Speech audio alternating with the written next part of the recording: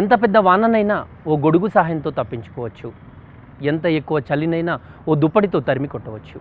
కానీ మండిపోయే ఎండ అపాయాన్ని ఏ ఒక్క ఉపాయంతోనూ తప్పించుకోలేం. మళ్ళీ తొలకరి చినుకులు మనల్ని పలుకరించే వరకు జాగ్రత్తగా ఉండాల్సిందే.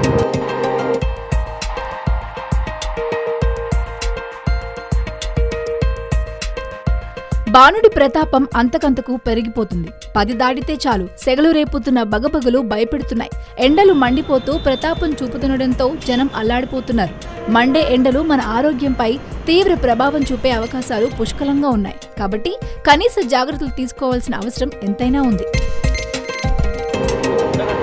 ఎండలో తిరగడం వల్ల అతిసారం, చర్మ వ్యాధులు, తలనొప్పి, కళ్ళు తిరగడం లాంటి సమస్యలు ఉత్పన్నం కావచ్చు. కాబట్టి ఎండలు అధికంగా ఉన్నప్పుడు మధ్యాహ్నం వేళల్లో కాకుండా ఉదయం, సాయంత్రం వేళల్లో మాత్రమే పనులు పూర్తి చేసుకోండి.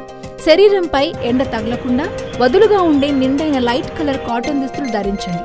బయటికి వచ్చినప్పుడు చలువ కళ్ళజోడు ధరించండి. ఎండలో బయటికి వెళ్తున్నప్పుడు తప్పకుండా గొడుగు లేదా టోపీ ధరించండి. ఎండ వల్ల వెంట్రుకలు రంగు మారి బ్లీచ్ అవుతాయి. అందుకే తలకు స్కార్ఫ్ లాంటివి ధరించండి. తాజా పళ్ల రసాలు ఎక్కువగా తాగుతూ ఉండండి. శరీరాన్ని చల్లగా ఉంచుకోవడానికి మంచినీళ్లు, కొబ్బరి బొండం, నిమ్మరసం, మజ్జిగ లాంటి ద్రవ పదార్థాలు తరచూ తాగుతూ ఉండండి. నీళ్లలో గ్లూకోజ్ కలుపుకొని అప్పుడప్పుడు తాగుతూ ఉండండి.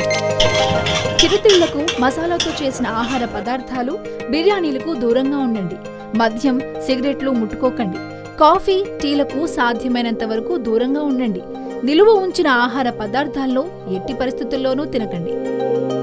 ఎండ అనే పదంలోనే ఎండ అనే శబ్దం అంతర్లీనంగా ఉంది. ఎండంటే ఇంగ్లీష్లో ముగింపు అని కదా అర్థం. సో మనం ఏమాత్రం అజాగ్రత్తగా ఉన్నా జీవితమే ఎండైపోయే ఎండేంజరింగ్ కాలమే ఈ ఎండాకాలం. సో జరభద్రం. వీడియో జర్నలిస్ట్ రవితో రాము, యోయో టీవీ, హైదరాబాద్.